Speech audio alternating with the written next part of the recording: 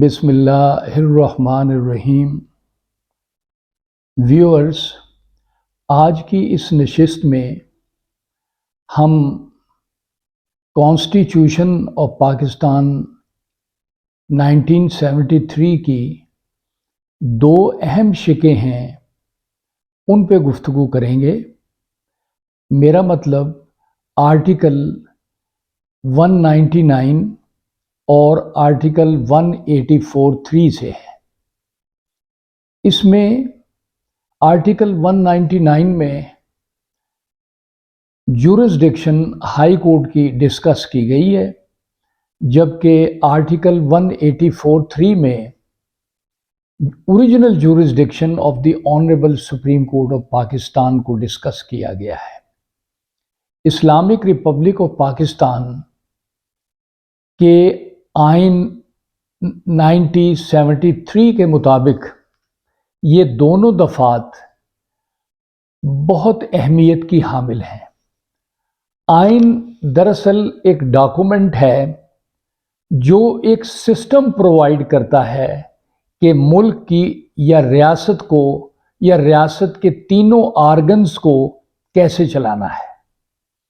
Viewers, ہم اکثر وکلاء سے، لوگوں سے، پبلک سے یہ سنتے ہیں کہ آؤ جی ہم ایک ریٹ کر دیتے ہیں ہائی کورٹ میں اور اپنا ریلیف حاصل کر لیں گے۔ وہ یہ دیکھنا ہوگا اس ویڈیو میں کہ یہ جو ایک لفظ استعمال ہوتا ہے کہ آئیں ہم ہائی کورٹ میں ریٹ دائر کرتے ہیں، یہ بار بار جو لفظ لوگوں کے منہ پر ریٹ کا آتا ہے، اس کا مطلب کیا ہے، اس سے کیا بینیفٹ حاصل کیا جا سکتا ہے اور اس کی امپلیمنٹیشن کیسے ہو سکتی ہے۔ ویورز، ہم اس ریٹ کے مطلب کو بہت آسان زبان میں آپ کی خدمت میں پیش کرتے ہیں۔ ریٹ کا دراصل مطلب یہ ہے ریٹن آرڈر۔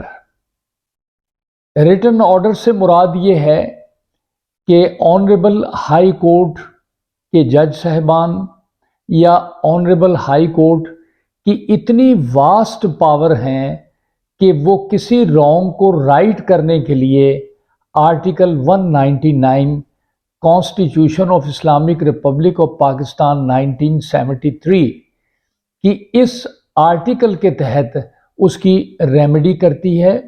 یہ بہت سپیڈی ریمیڈی ہے، بڑی ایفیکیشیس ریمیڈی ہے۔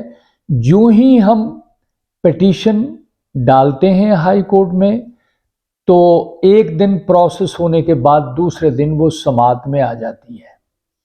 جب ہم کورٹ میں اپنا موقف پیش کرتے ہیں کہ جی ہمارے ساتھ یہ زیادتی ہوئی ہے، یہ ایگزیکٹو اتھارٹی کا رانگ فل آرڈر ہے، یا کسی ریویژن میں یا کسی ٹریبیونل نے اپنے آرڈر میں یہ قانون کی وائلیشن کی ہے، تو عدالت اس کو بڑے تحمل سے، غور سے سنتی ہے۔